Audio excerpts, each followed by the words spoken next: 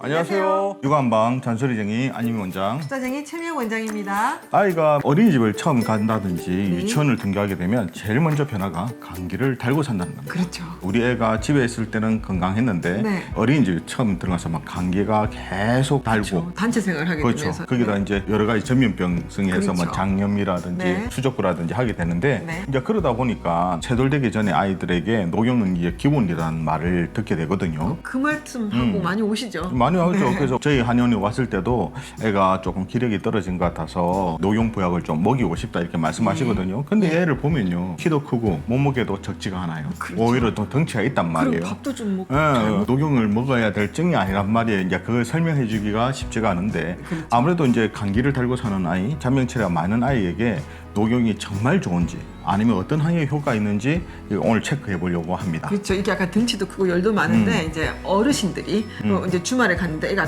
계속 감기를 하고 있는 거예요. 그래서 할머니 할아버지가 너 이제 녹용 좀 먹으면 안 되냐, 너 먹여야 된다 하고 계속 얘기를 하니까 엄마 입장에서도 우리 애가 그걸 안 먹어서 감기를 하나 이렇게 생각하고 오시거든요. 그래서 뭐 네. 홍삼도 마찬가지인데 그렇죠. 보약 위주로 먹어야 된다 생각을 하거든요. 네. 아무래도 이제 어린이집에 가게 되면 감기는 이게 내성이 생기는 게 아니라서 A랑 감기가 날 때쯤 또 B랑 감기가 걸리게 되면 네. 또 계속해서 걸리는데 네. 결국 일단 그게 대한 면역력과 문제인데 정말 모자라서 이게 면역력이 떨어지는 건지 아니면 어느 부위 한쪽으로 쏠려서 열이 차서 네. 아니면 그 호흡기라든지 자기가 약한 부위가 문제가 생겨서 하는지를 체크해야 되는 거거든요. 그렇죠. 저희가 한쪽으로 치우쳐주는 걸 뭐라고요? 기체증이라고 그렇죠. 얘기하거든요. 근데 요즘은 다른 게 부족해서가 아니라 한쪽으로 뻗쳐서 한쪽으로 몰려있기 때문에 기가 그래서 오는 감기가 훨씬 많습니다. 그래서 저희가 몸을 상, 중, 하로 나눴을 때 네. 상초 기체증이 원인일 때 감기가 오래 간다고 봅니다. 그렇죠. 기순환이 네. 특히 이제 목 부위에서 정체되거든요. 네. 그래서 이런 아이들이 이제 비염이라든지 그건 기본이고. 중이염이라든지 그렇죠.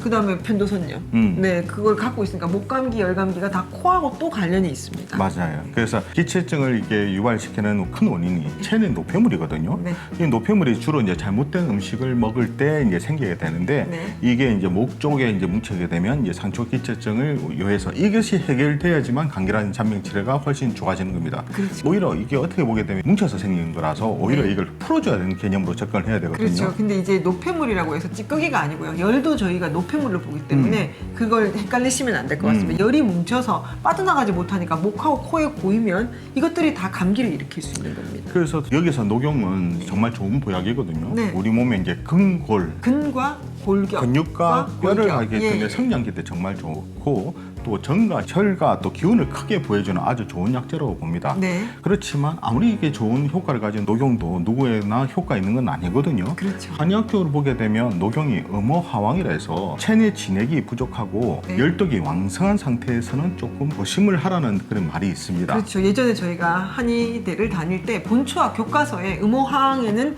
녹용을 쓰지 않는다라는 글귀가 있었거든요. 네. 그래서 오히려 이게 넘쳐버리게 되면 오히려 더 마이너스거든요. 그래서 네. 실질적으로 진료해보게 되면 아토피라든지 머리 쪽으로 이렇게 열이 뻗쳐가지고 코피가 자주 흘리는 아이들 네. 같은 경우는 오히려 녹용이 조금 부담이 되는 경우가 많습니다. 그렇죠. 그렇게 되면 녹용을 안 쓰는 것만 못하겠죠. 그리고 아까 말씀드린 것처럼 노폐물에 의해서 기체증이 유발된 경우에도 함부로 이렇게 녹용을 쓰게 되면 오히려 그 기운이 더 뭉쳐져 있는 경우가 많거든요. 네.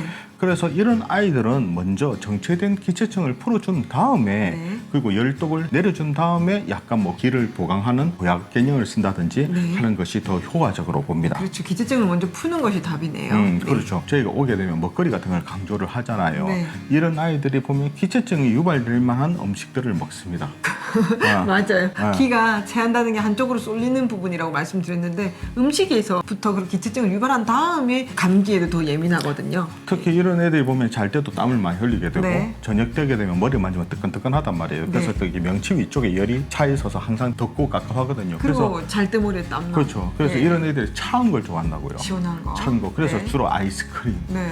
음료수, 또 여러 가지 과일 주스들. 네. 이제 그런 걸 먹다 보니까 그것이 더 이제 기체증을 그 기체증을 유발한다. 유발시킨다. 네. 그래서 이제 감기가 오래 가고 면역이 약해서 무조건 녹용이라든지 홍삼도 마찬가지입니다. 무조건 복용하는 것은 옳지 않다고 봅니다. 각각 아이에 기체증에게 맞는 치료가 우선이라 보거든요. 네. 그래서 이제 기체증이 있으면 그 부분을 해결해야 된다고 생각이 됩니다. 그렇죠. 기체증만 풀어도 큰 치료가 돼서 감기를 훨씬 예방할 수 있습니다.